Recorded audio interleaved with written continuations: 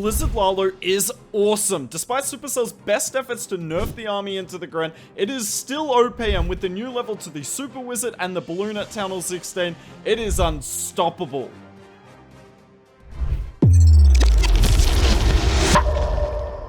Let's start with a box space, because Blizzard Lalo goes fantastic on box spaces. So we're going to start with the Hound and the 2 balloons. These are here to not just tank the air targeting defenses, but they're also looking for Secon air mines, and that's why I'm waiting a second here. If there's a Secon air mine behind the air defense, the loons would have pulled it right now.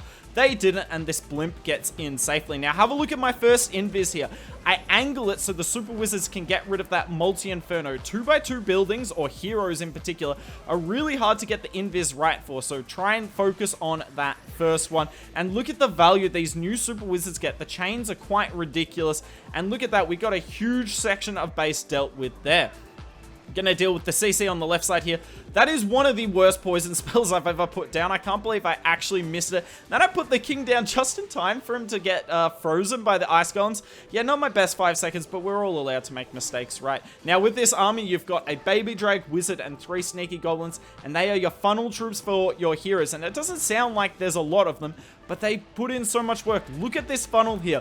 It's perfect. Now we have the ice golem coming in. It's going to tank the scatter shot for us. And our heroes have basically taken no damage, and they're about to enter the base with a perfect funnel. And this is exactly what you should be looking to do with Blizzard Lalo. Now you'll see the hero equipment come out in the next couple of seconds. I bring the gauntlet with the king because it's just the best hero equipment. Worth noting, by the way, if you don't have the fox and you've got the diggy is fine. It works nearly as well as the fox. Don't worry too much about that. But the gauntlet is absolutely necessary. It is so good. I mean, look at the work this king has put in.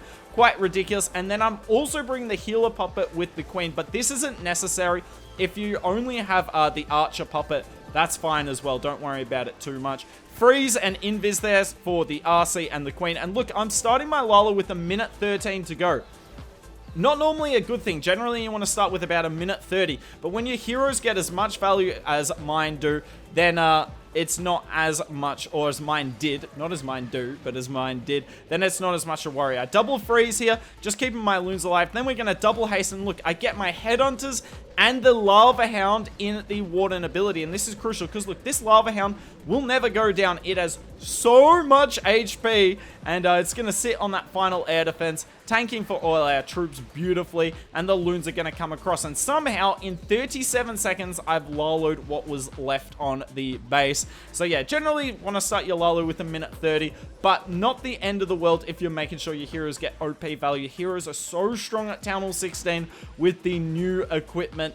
I mean, this army just gets stronger and stronger, and these loons are so hard to kill. Let's come in on a ring base here, double poison, which is not what you want to see, but Blizzard Lalo can still work. Yet again, come in on the side with the CC, because it's so important to pull the CC. Otherwise, when you do the Sui with your heroes, the CC will hold you up. Look at this, by the way. Loons pull the seeking air mines. That's exactly why you delay your blimp. Get the invis down really quickly. Unfortunately, some of the gobs get targeted, or the super wall breaker, so my super wizards do take a little bit of damage, but that's okay. And look, it's just all about angling your invis. I angle that one so I can get the multi, and I angle this last one so we can kill the queen. I was hoping they'd go after the scatter, but they go after the wizard tower. That's alright. Still, look at that. A huge chunk of the base there taken down. However, we did not get the town hall. So what are we going to do? We're going to try and Sui it. And you're going to see why the gauntlet is so important with this army. So we use the sneaky goal, just trying to set up the funnel. Look, I've got so much time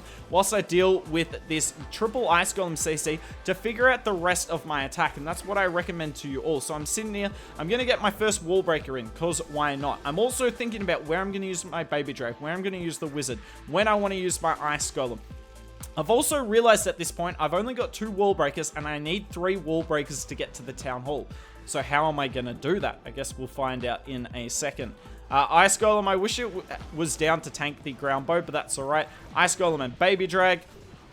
Gonna do its thing. I'm waiting for the Ice Golem to go off before I do my Super Wall Breaker, because otherwise the Ricochet Cannon would have taken it down as well. And look, the King ability goes off. We'll use the RC and the Wizard down the bottom. And look at this. The King is weakening the walls He's weakening the walls. He's also got the damage reduction. I send all my headhunters at the defensive king.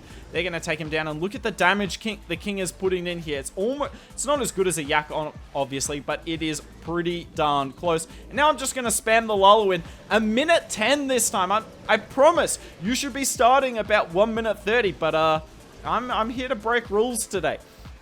Lalo coming in. Now, I could use my Warden ability for this Hound if I wanted, and I was thinking of it, but I decided that I didn't need the Warden ability there, and I'm going to save it a bit later.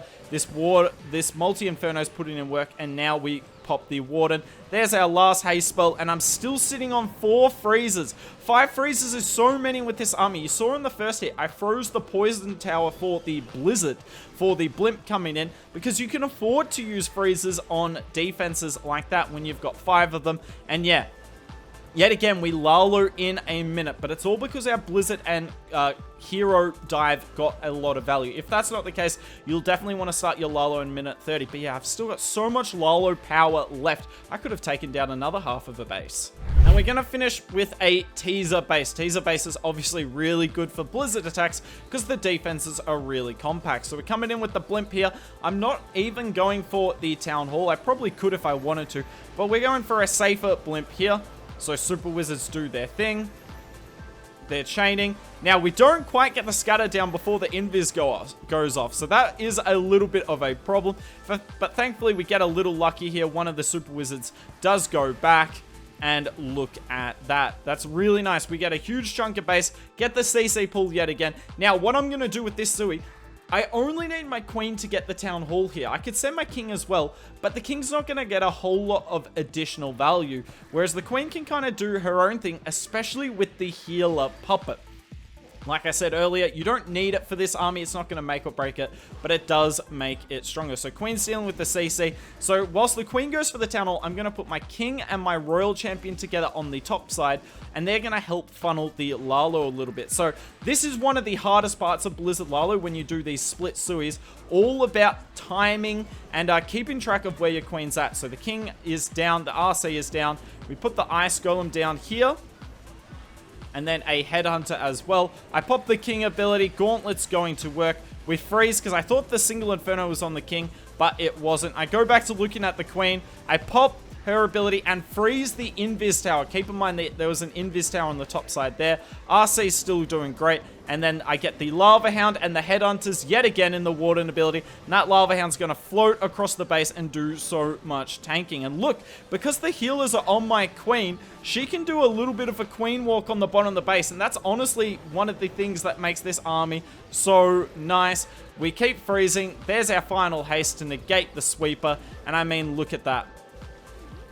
So many balloons up yet again. These new level of balloons are going to be very difficult to kill at Town Hall 16. It's part of the reason why Blizzard Lalo is stronger. Now, you can see here, even with the healers, the Queen does go down eventually. So whether you bring the healer puppet or the archer puppet isn't going to be the difference between tripling or not. It's just whether you want to overkill the base or not. But that's it for today's video. Let me know down in the comments below. What did you think? Did I explain the army well? Do you understand it? Would you like to see a full guide on the army? Or do you think, like a lot of people, that Blizzard Lalo is dead at Town Hall 16?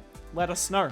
If you'd like to see more Lalo action, we've got a video with Stars, the best Legends League player in the world, doing Zap Lalo with a Flame Flinger.